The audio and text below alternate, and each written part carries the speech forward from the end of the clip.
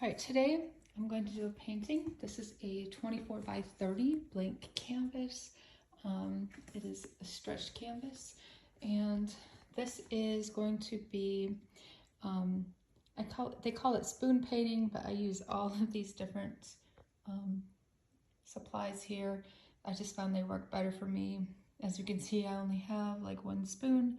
I actually got this melon baller. I found that works really well. And these are some other kitchen utensils that I bought online. And then I use my palette and some other art supplies I just got like at Michael's. And they seem to work really well. These I will show you, I use these for like the backgrounds. And then these I'll use for the flowers. And you can use them for all different types of techniques.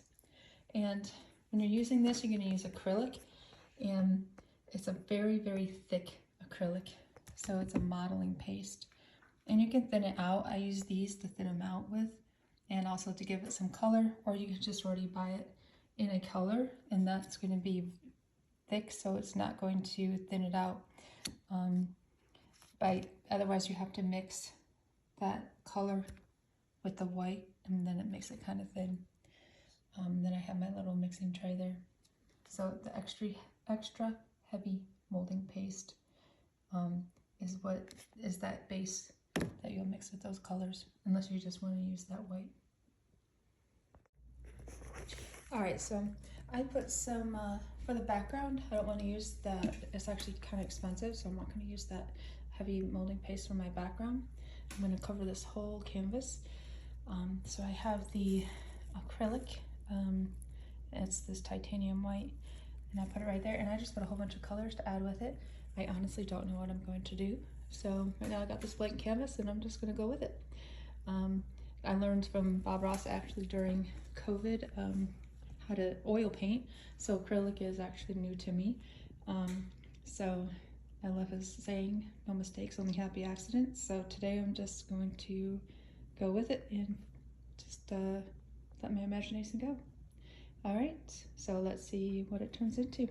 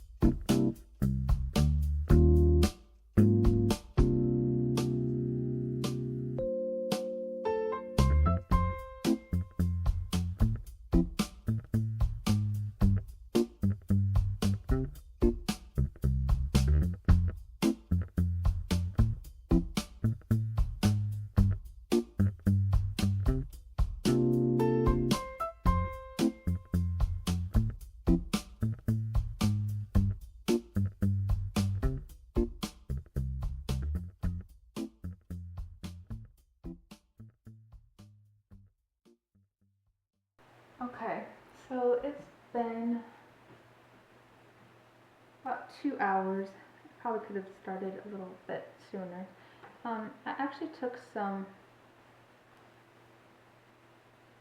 of the silver modeling paste, and I just put it on a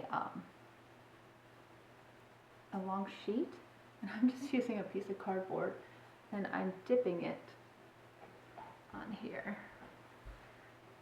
lengthwise, and so I just dip it like this, and now I'm making lines across it, and these are for my flower stems, and it's just pretty simple.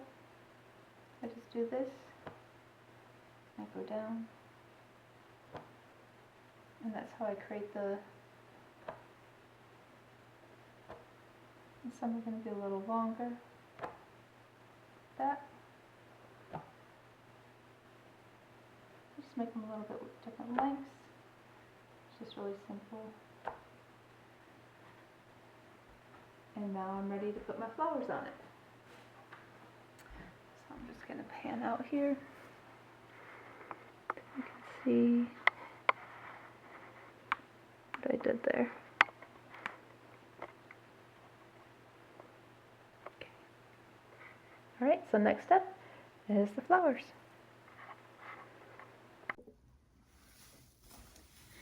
Hi, I'm down here. So I'm coming back with my painting. I'm going to show you how to make the flowers.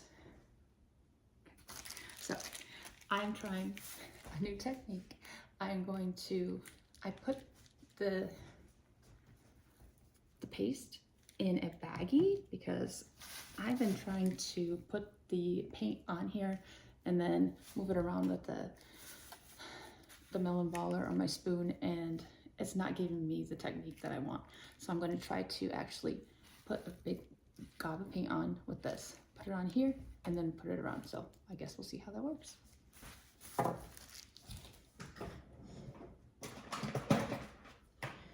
So I guess just like you would with frosting, like a little homemade bag.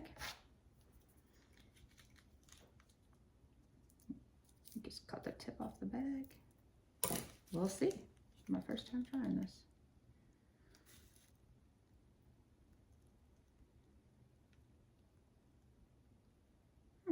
Kind of makes it right there.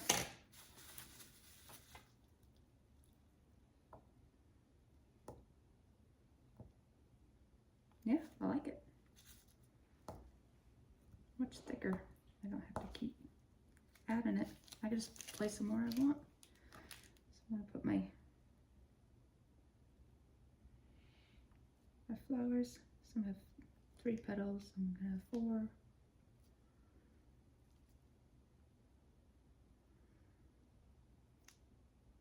And they're just gonna go down the vines. And then I'll put different colors as I go along. Sometimes I put colors inside the white, or I put some white inside a different color. Let's see how this goes here.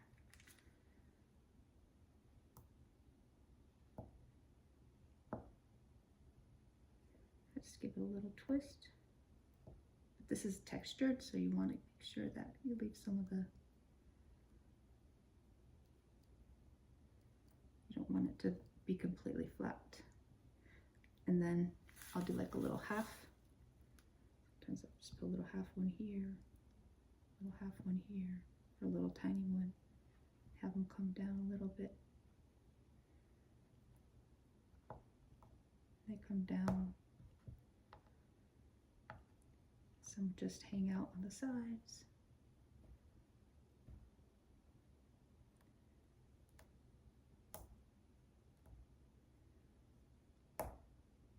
Just go wherever you want to put them.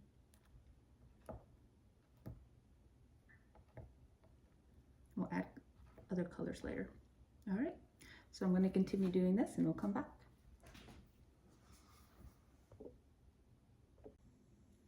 So I'm just taking a little bluish white here in a new bag and putting it in the middle, the gray. It's so much easier, just like frosting. I've done that on all the gray ones. Still feel like I'm missing something, I don't know. Sometimes adding too much just overdoes it, so I don't know. I'll decide. If not, it may be finished. So I just decided to tap some of that blue in between, I think that filled in the spaces that I wanted to fill in.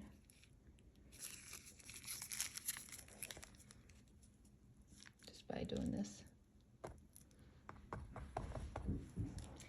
And I think that's it. Added that little bit of extra color, filled in the spaces that I didn't know what to do with. And I'm finished. And here's a painting where I just did that technique on the background, just left it like it was. Added a few extra colors in there. And this is another painting I did. I could not figure out for the longest time what I wanted to go above this bathtub because it was such a big area. And so I went and got this at 75% off the canvas. And so with the same technique on the background, you could leave a painting just like that. With that background, it's kind of a modern effect, or add the flowers. And this took forever because I was adding paint for that textured look. But if I had done that with the baggie, it would have taken a lot less time. But I see all the different colors, and then I could choose the colors for any room that I want to make it match. But same idea.